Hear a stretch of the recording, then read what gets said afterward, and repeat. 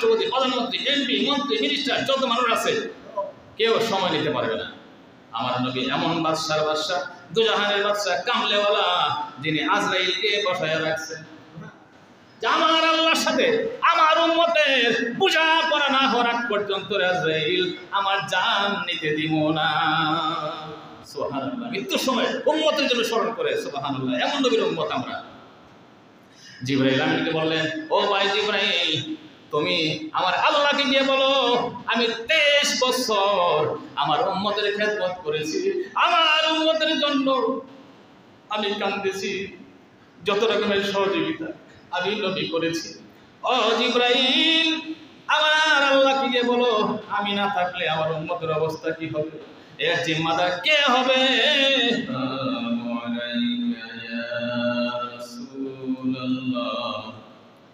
الصلاة والسلام عليك يا حبيب الله الصلاة والسلام عليك يا رسول الله الصلاة والسلام عليك يا حبيب الله নূর নবীর আগমনে নবীর আগমনে জগৎ হইল উজালা মধুর নামটি স্মরণ করো মধুর নামটি স্মরণ করো ওহে মুমিন নিরালায় আল্লাহুম্মা সাল্লি আলা সাইয়্যিদিনা মাওলানা মুহাম্মদ ওয়া আলা আলি সাইয়্যিদিনা মাওলানা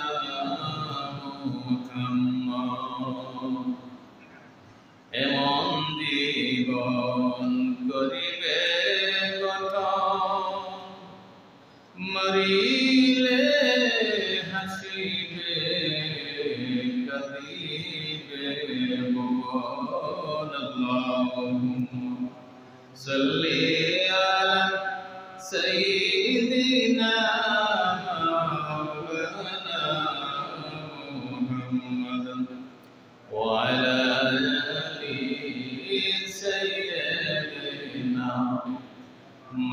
মাওলানা মুহাম্মদ। প্যারে হাজিরিন, সফর মাস আজকে শেষ জুম্মা। সফর মাসের একটা ইতিহাস আছে, সেটি হলো নবীজি সফর মাসের শেষ বুধবার, তখনকার সময়ে চাঁদের 30 তারিখে উনি অসুস্থ থেকে সুস্থ বোধ করেছিলেন।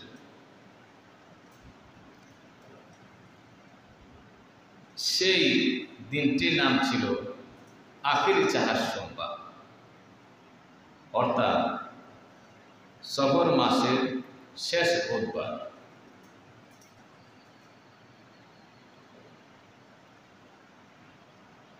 চাহার সোমবার হলো ফার্সি শব্দ, আখিরি আরবি শব্দ, অর্থাৎ বুধবার, শেষ বুধবার। তো আমরা এটা বিশ্লেষণ করি। সোমবার মানে শনিবার, এক সোমবার হলো রবিবার, দো সোমবার হলো সোমবার, শেষ সোমবার মঙ্গলবার, চাহার সোমবার বুধবার, এইভাবে গণনা করা যায়। তো আখিরি চাহার সোমবার মানে শেষ বুধবার, অর্থাৎ নবীজি অসুস্থ ছিলেন, ওই সফর মাসের শেষ বুধবার চাঁদের 30 তারিখে উনি সুস্থতা বোধ করেছিলেন। এই জন্য সাহাবীরা মদিনার মানুষেরা সাহাবীরা ওয়াকাতরে দান করতেছিলেন খুশি হইয়া যে দুজাহানের নবী সরকারে দো আলম নূরে মুজাসসম সুস্থ হয়েছেন। এই জন্য খুশিতে মদিনার সকল মানুষেরা দান সদকা করতেছিল। হযরত আয়েশা রাদিয়াল্লাহু তাআলা আনহা আনাস ইবনে মালিক রাদিয়াল্লাহু তাআলা আনহু বলেন যে আমরা এই রকম আনন্দ মদিনার মধ্যে আর কোনদিন দেখি নাই। বলেন সুবহানাল্লাহ।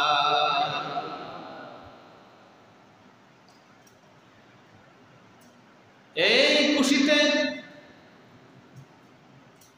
হযরত আবু বকর রাদিয়াল্লাহু তাআলা আনহু নবীজিকে এত ভালোবাসতেন, হিজরত করবে 6 মাস আগে বলছিল, আবু বকর আমি হিজরত করব। ওই রাত্রি থেকে আবু বকর রাদিয়াল্লাহু তাআলা আনহু বিছানার মধ্যে পিঠ লাগায় না।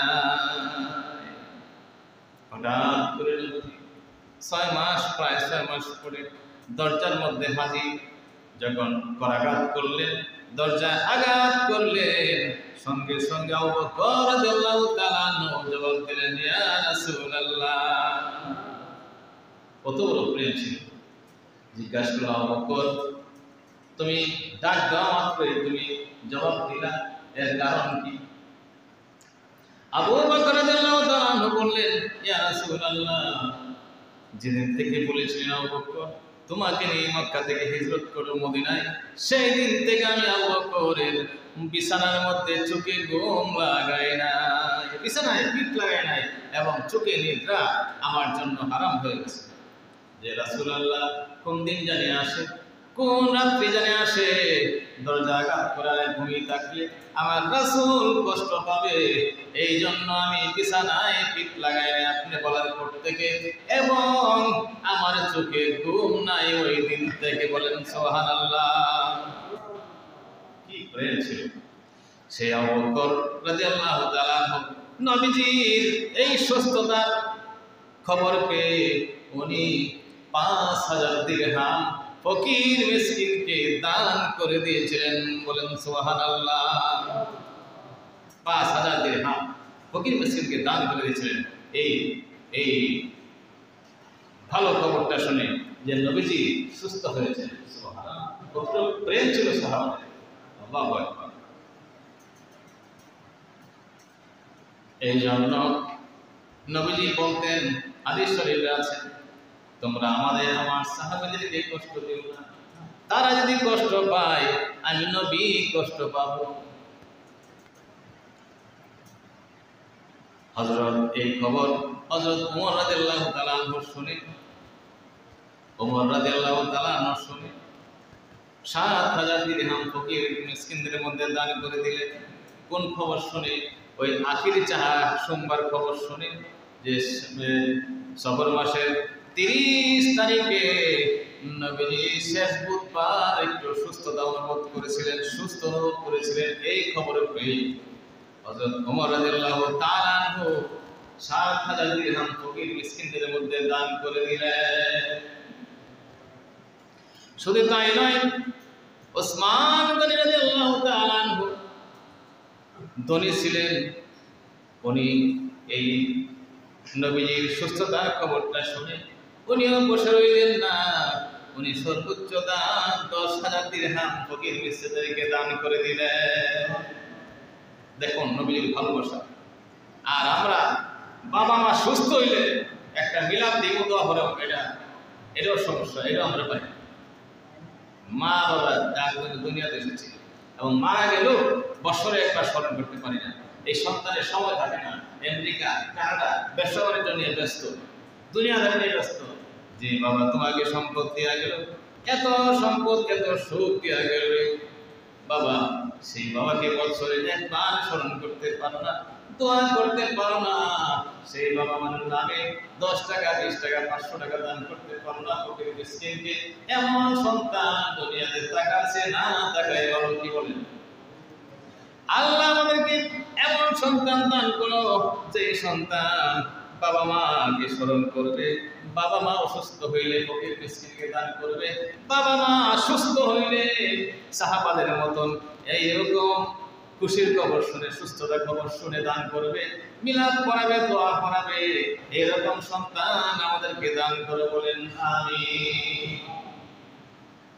বলতেছিলাম ওসমান গনি রাদিয়াল্লাহু তাআলা নবীজির সুস্থতার খবর শুনে 10,000 দিরহাম দান করলেন। হযরত আলী রাদিয়াল্লাহু তাআলা আনহু জিনাকে কিতাব দেওয়া হয়েছে আসাদুল্লাহিল গালিব, আল্লাহ সিংহ, সুবহানাল্লাহ বলেন। আর নবীজি বলছেন আনা মদিনাতুল ইলম ওয়া আলিউন বাবুহা, আমি হলো মদিনার ইলমের শহর, জ্ঞানের শহর, আর ওই শহরের দরওয়াজা হলো আমার আলী। এমন জ্ঞানী ছিলেন নবী, হলেন মদিনার জ্ঞানের শহর, হ্যাঁ, আর আলী হলেন ওই শহরের দরওয়াজা। কার মুখের কথা? নবীর মুখের কথা। ওই আলী রাদিয়াল্লাহু তাআলা ছিলেন গরীব সাহাবী, নিজের মেয়ের জামাই, সুবহানাল্লাহ বলেন। উনি ধনী দেখে নাই, উনি দেখেছে প্রজ্ঞা, জ্ঞান, মেধা এবং মাবুদের সাথে, নবীর সাথে প্রেম যার বেশি, ভালো মানুষ, ওই রকম মানুষটা দেখে নবীর মেয়ে ফাতেমা রাদিয়াল্লাহু তাআলা আনহাকে বিয়ে দিয়েছে। আমি সেদিকে যেতে চাই না। বিয়েটা কিভাবে হয়েছে? সাহাবাদের মধ্যে প্রতিযোগিতা দিয়েছে যে কে যত তাড়াতাড়ি কোরআন শরীফ খতম করতে পারো তার কাছে আমার কন্যা ফাতেমাকে আমি বিয়ে দিব। নবীজি দিন আলোচনাকালে বলেছিলেন যে সূরা ইখলাস 3 বার যদি পাঠ করবে, এক প্রথম কোরআন শরীফের সওয়াব আমার আল্লাহ তার আমলনামা লিখে দিবে। ওই আলী রাদিয়াল্লাহু তাআলা ওই কথাটা মনে আছে, মনে রেখে দ্রুত 3 বার সূরা ইখলাস পাঠ করে নবীর সামনে হাজির, ইয়া রাসূলুল্লাহ আমার খতম শেষ। সুবহানাল্লাহ বলবেন না? আনা মদিনাতুল ইলমি ওয়া আলিউন বাবুহা, এই কথাটা নবীর মুখ থেকে বের হয়েছে। আমি নবী মদিনার ইলমের শহর, জ্ঞানের শহর, আর ওই শহরের দরওয়াজা হয়েছেন আমার আলী। কেমন জ্ঞান মনে আছে, দ্রুত খতম করে ফেললো। নবীর বয়সে অনেক ঘটনা। নবীর কন্যা আদরের দোয়ালি ফাতেমা রাদিয়াল্লাহু তাআলা আনহাকে তার সঙ্গে বিয়ে দিয়ে দিলেন। ওই আলী কত গরীব সাহাবীও নবীজির সুস্থতার খবর শুনে আখিরি চাহার সোমবার সবর মাসের শেষ বুধবার নবীজি সুস্থ অনুভব করেছিলেন বলে ওই আলী রাদিয়াল্লাহু তাআলা আনহু 3000 দিরহাম ফকির মিসকিনকে দান করে দিলেন।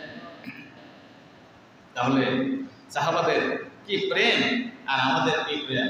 আমরা এখন একদল বাইরেছে,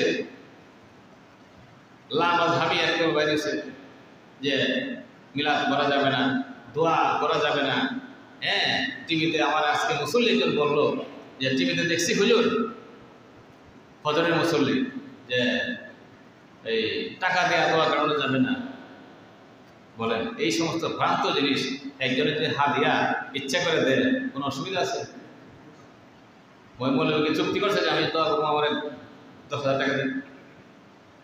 যাই হোক, এই ধরনের ভ্রান্ত আকীদা মানুষকে সরায়া আরো ইসলামের থেকে দূরে সরাইতে নাউযুবিল্লাহ। আমরা সেদিকে কর্ণপাত করব না।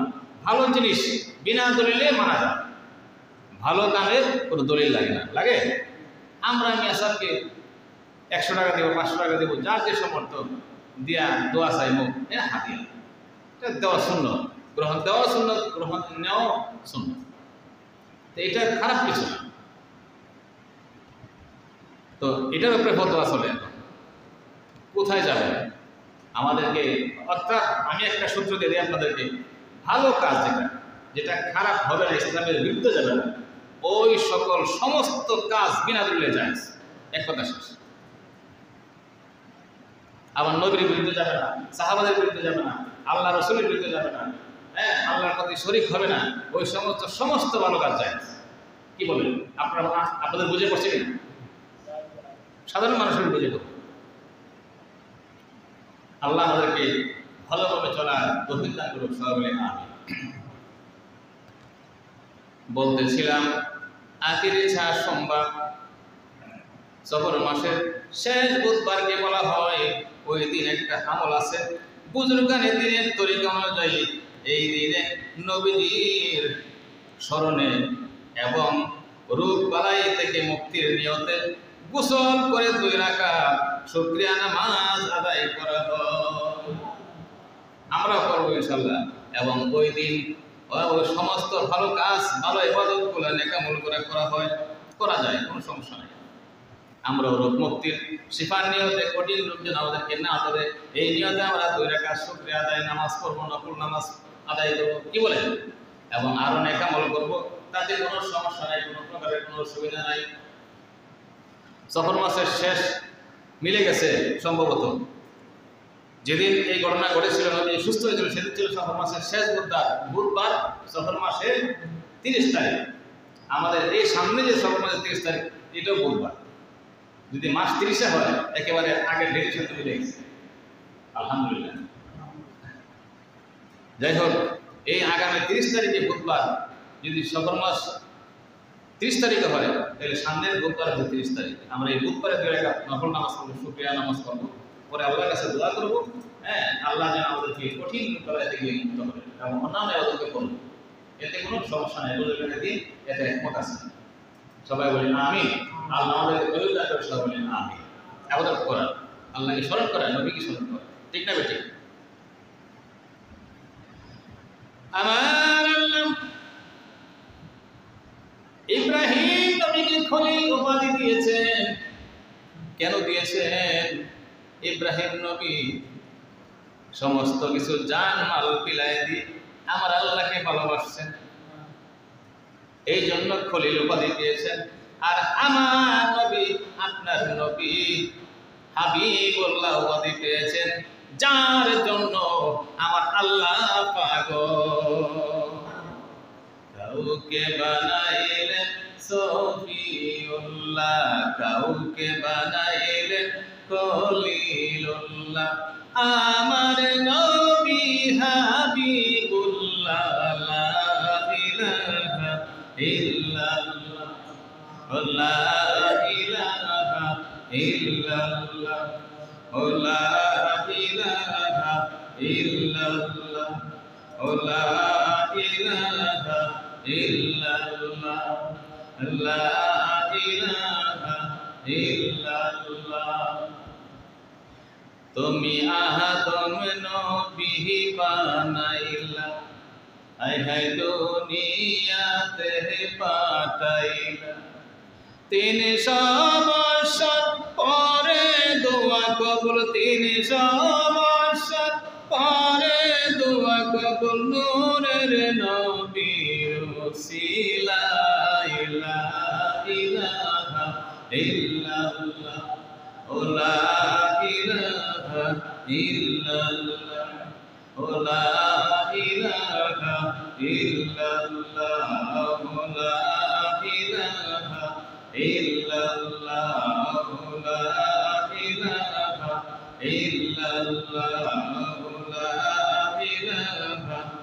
ইল্লাল্লাহ, লা ইলাহা ইল্লাল্লাহ, লা ইলাহা ইল্লাল্লাহ, লা ইলাহা ইল্লাল্লাহ, মুহাম্মাদুর রাসূলুল্লাহ সাল্লাল্লাহু আলাইহি ওয়াসাল্লাম। ইবনে হাজার আসকালানী রাহমাতুল্লাহ আলাইহি ফাথুল বারীতে লেখেন, ফাথুল বারী একটা প্রসিদ্ধ কিতাব, ফাথুল বারীতে লেখেন যে নবীজি যে দিনে সুস্থ হয়েছিলেন সেই দিনটি ছিল বৃহস্পতিবার, কিন্তু অধিকাংশের মতে কেউ কেউ বলেন ওই দিনটি ছিল বুধবার। বুধবার হিসেবে স্বীকৃতি পেয়েছে, যার জন্য আমাদের বাংলাদেশেও এই বুধবার ছুটি ঘোষণা করেছে এবং মধ্যপ্রাচ্য, পারস্য সহ অনেক দেশে আখিরি চার সোমবার দিবসটি পালন করা হয়।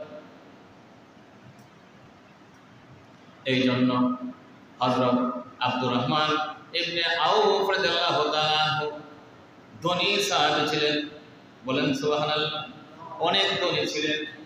নবীজির এই সুস্থতার খবর শুনে আব্দুর রহমান ইবনে আউফ রাদিয়াল্লাহু তাআলা আনহু উনি 100 উট দান করে দিলেন আল্লাহর রাস্তায়, বলেন সুবহানাল্লাহ।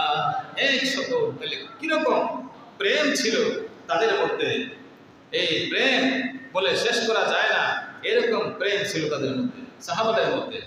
এই জন্যই সাহাবাদেরকে নিয়ে আমরা কোনো কটূক্তি করব না, কোনো খারাপ মন্তব্য করব না, কারণ তাদের বেলায় নবীজি কঠোর হুঁশিয়ারি দিয়েছেন যে তারা কষ্ট পেলে আমি কষ্ট পাবো, ঠিক না বেটি? আমরা এমন কোন আচরণ করব না যে আচরণের কারণে আমার নবী কষ্ট পাবে।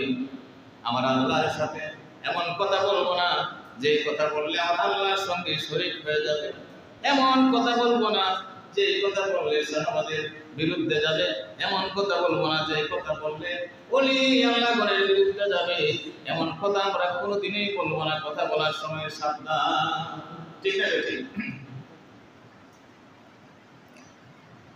আমার নবী যখন বিদায় ভাষণ মানে 8 রবিউল আউয়াল জোহরের সময় হয়ে গেল, নবীজি হুজরা মোবারক থেকে আসতে পারতেছিল না। শেষ নামাজ জোহরের নামাজ আদায় করলো, আদায় করার পরে এশার নামাজে আর আসতে পারলো না। বিদায় ভাষণে মেম্বরে উঠে জোহরের নামাজ শেষে মেম্বরে উঠলেন, মেম্বরে উঠে ভাষণ দিলেন, ও আমার সাহাবারা, একজন আল্লাহর মায়ার বান্দাকে 2টি রাস্তা দিয়েছেন, 2টি দিক নির্দেশনা দিয়েছেন। একটি হলো 2টা রাস্তা দিয়েছেন। 1 নম্বর হলো উনি ইচ্ছে করলে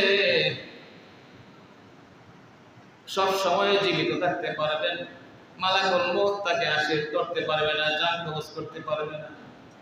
আর একটি রাস্তা হলো, আরেকটি রাস্তা আমার আল্লাহ দিয়েছেন, নিজের কথা বলে না, ইঙ্গিতে বলে, জ্ঞানীরা বুঝবেন।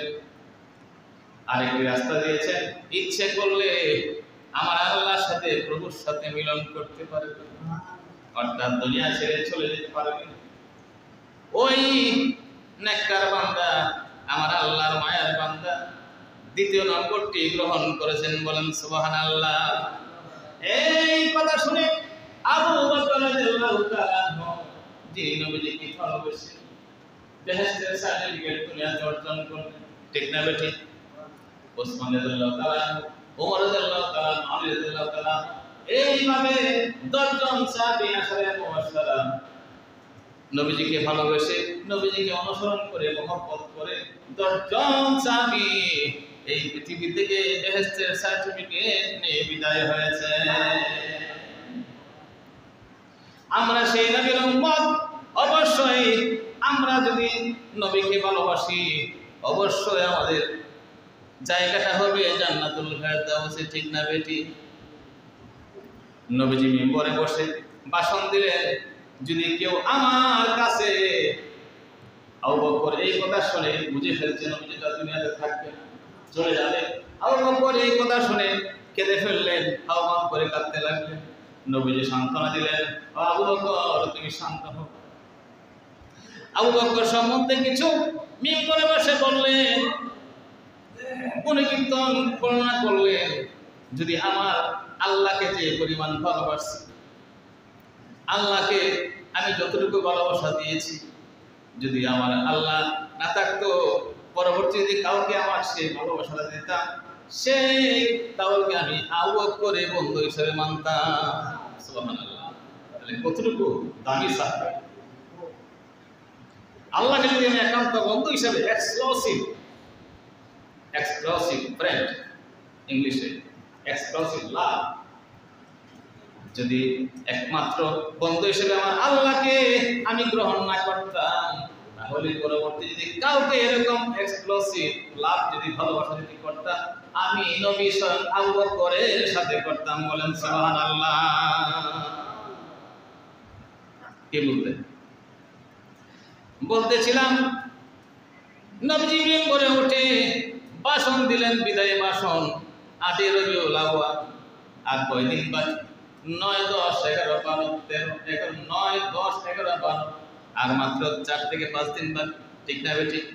ভাষণ দিলেন, আমার কাছে যদি কেউ পাও, টাকা পয়সা পাও, তাহলে বলো, আমি তোমাকে পরিশোধ করার ব্যবস্থা করি। ইনকাম একজন সাহাবী দাঁড়াইলো, ইয়া রাসূলুল্লাহ, আমি 3 দিরহাম পাই, আপনি আমাকে কিভাবে পাও? আপনি আমাকে বলছিলেন একজন সওয়াল করছিল, তাকে তুমি 3 দিরহাম দিয়ে দাও, এই জন্য আমি দিয়ে দিছি, এই 3 দিরহাম আমি পাই। ফজল ইবনে আব্বাসকে বললেন, আব্বাসের ছেলে ফজলকে বললেন, তুমি 3 দিরহাম দিয়ে দিও, পরিশোধ হয়ে গেছে। বলেন সুবহানাল্লাহ। এই দুনিয়ার দুই জাহানের বাদশা হয়ে নবী যদি ইন্তেকালের আগে যদি দেনা পাওনা পরিশোধ করতে পারে, আর আমরা যদি রাইখা যাই, তাহলে কবরের মধ্যে আমাদের আস্থা রাখবনি, ফেরেশতারা হাড্ডি গুটি বাইরে ফেলায় দিব। ঠিক না ঠিক? আমরা সাবধান হয়ে যাব, অন্যের হক আমরা মারব না। নবীজি বিদায় ভাষণে 8 রবিউল আউয়াল মিম্বরে বসে বললেন, ওই সাহাবা 3 দিরহাম পাবে। ফজল ইবনে আব্বাসকে বললেন, ও ফজল ইবনে আব্বাস, তুমি 3 দিরহাম দিন। তারপরে বললেন, গনিমতের মাল কে নিয়েছে? নিয়ে তাকে বাইতুল মালে জমা দাও। একজন দাঁড়াইলো, ইয়া রাসূলুল্লাহ, আমি 3 দিরহাম নিয়েছিলাম। তাহলে 3 দিরহাম ফজল ইবনে আব্বাসের কাছে তুমি দিয়ে দাও, জমা দিয়ে দাও।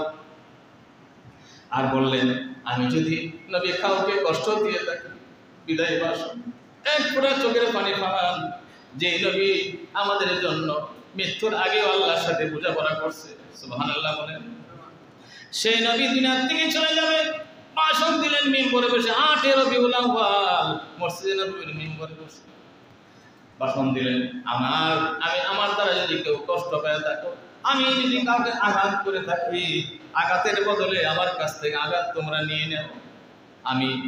আমি নবী এমনি বলতেছি না, মন খোলা বলতেছি, আমি দুনিয়া থেকে ফ্রেশ হয়ে যেতে চাই, কারো মনে দুঃখ কষ্ট দিয়ে আমি যেতে চাই না। দয়ালো নবী প্রেমের ছবি, আর না আসবে নবী জগতে আমার। দয়ালো নবী প্রেমের ছবি, আর না আসবে নবী জগতে।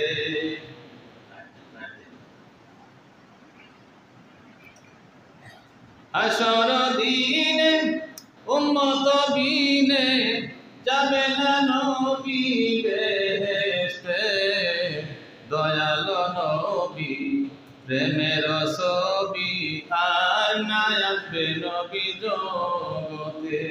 এমনি এক সাহাবী দাঁড়ায় গেলেন, ইয়া রাসূলুল্লাহ, আমাকে আপনি বেত্রাঘাত করেছিলেন পিঠের মধ্যে, আমি এই প্রতিশোধ নিতে চাই।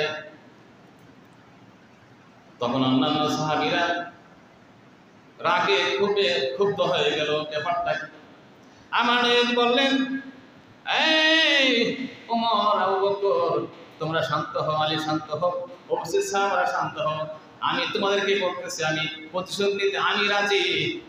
তোমরা কোনো উচ্চবাচ্য করিও না, কোনো আমাকে যদি ভালোবেসে থাকো, তোমরা কোনো প্রকার কোনো কথা বলবে না। আলী আক্কাস বললেন, ইয়া রাসূলুল্লাহ, আমি বেতের আঘাতের বদলে আমি বেত্রাঘাত করতে চাই, কিন্তু এটা তো বাহানা, আসলে উনি প্রতিশোধ নিবে না। ঘটনা বড় সুন্দর এবং নবীর মহব্বতের ঘটনা। ঠিক আছে, আমি প্রতিশোধ নেব। ইয়া রাসূলুল্লাহ, সংক্ষেপ করতে টাইম শেষ। ইয়া রাসূলুল্লাহ, আপনি আমাকে খালি গায়ে বেত দিয়ে আঘাত করেছিলেন, আমিও খালি গায়ে বেত দিয়ে আঘাত করতে চাই। আলী রাদিয়াল্লাহু তাআলা বললেন, ও আলী আক্কাস, তুমি একটা নয়, দুইটা নয়, তিনটা নয়, 10টা বেত্রাঘাত আমাকে করো, কিন্তু দয়াল নবীকে তুমি কইরো না। নবীজি বললেন, আলী তুমি থামো, তার প্রতিশোধ নিতে দাও, যদি আবার মঙ্গল চাও। নবীজি এটা শিক্ষা দিয়ে গেছেন আমাদেরকে যে তোমরা মৃত্যুর আগে এরকম সব দেনা পাও না, আঘাত মনের আঘাত যত কিছু অন্যায় আছে তোমরা সব কিছু মিটায় যাইবা, তাহলে তোমাদের পরকাল হবে উত্তম। ঠিক না বেঠিক? আলী ওয়াক্কাস বললেন ঠিক আছে। নবীজি বললেন আমি কোনো সময় তো আমার কাপড় খুলি নাই, তবে হুজরা মুবারকে আসো, আমি কাপড় খুলে দিব, তুমি আমাকে আঘাত দিয়া প্রতিশোধ তুমি নিবা। আলী ওয়াক্কাস হুজরা মুবারকে গেলেন, নবীজি গেলেন, কারণ নবীজি কখনো মানুষের সামনে গা গোদাম করেন নাই। এই জন্য আমরাও অযথা বেহুদা আমরা শরীর গোদাম রাখতাম না। সবসময় ঢেকে রাখা, শরীরটা ঢেকে রাখা সুন্নাত। নবীজি গোদাম রাখতেন না। প্রয়োজন ছাড়া গোসলের সময়, কাপড় খোলার সময়, শোয়ার সময় প্রয়োজন ছাড়া উনি গায়ে অন্তত একটা গেঞ্জি রাখতেন। এই জন্য বাসায় 24 ঘন্টা বাসায় থাকলেও খালি গায়ে সহজে আমি থাকি না। ইমার্জেন্সি ছাড়া আমি হাফাতা সত্যি গেঞ্জি হলে আমি পরি। আপনারাও হাফাতা সত্যি গেঞ্জি পরবেন, শরীরটা সতর্ক রাখা থাকবে, এটা সুন্নাত। আলী ওয়াক্কাস যখন নবীজির রুমে গেল, হুজরা মুবারকে গেল, যাওয়ার পরে যখন নবী জামাটা খুলে পিঠটা খুলে দিলেন, প্রদান করে দিলেন, খোলা অবস্থায় যখন পিঠটা পাতিয়ে দিলেন, আলী ওয়াক্কাস রাদিয়াল্লাহু তাআলা সাহাবী হাতের ব্যাগটা ইটা মেরে ফেলে নবীজির পিঠ মুবারকের চুম্বন খাইতে লাগলেন। ইয়া রাসূলুল্লাহ, ইয়া হাবিবাল্লাহ, আমি ভুল করেছি, আমি আসলে প্রতিশোধ নেওয়ার জন্য আপনাকে আমি হুজরা মুবারকে আনি নাই। আমি এসেছি, আমার দীর্ঘদিনের আশা ছিল আপনার মোহরের নগরটাকে চুমা খাবো, মোহরের নগর মোবারকের মধ্যে আমি চুম্বন দেব। এই অপেক্ষা একটা বাহানা করে আমি সে আমার মনে আশাটা পূরণ করলাম। নবীজি বললেন আলী ওয়াক্কাস তোমার আশা আল্লাহ পূরণ করুক। এই জন্য গজলে বলেন নবী আসেন করেন শুনলাম, দেখলাম না দুই নয়নে, মনের দুঃখ রইল রে মনে। নবী আসেন করেন শুনলাম, দেখলাম না দুই নয়নে, মনের দুঃখ রইল রে মনে। সংকেত করতেছি, গজল অনেক লম্বা। আল্লাহ আলী ওয়াক্কাস সাহাবী ছিল, নবীর জন্য পাগল ছিল, তাহার জীবন ধন্য হলো, তাহার জীবন ধন্য হলো, মোহরে নবত সুমিয়ে, মনের দুঃখ রইল রে মনে।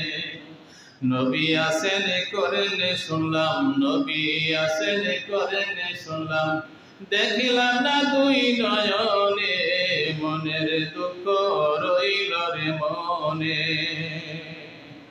চিৎকার মেরে বলুন আল্লাহু আকবার। আমার নবী 8 রবিউল আউয়াল গেল, সংকেত করতেছে 8 রবিউল আউয়াল গেল, 9, 10, 11, 12 গেল।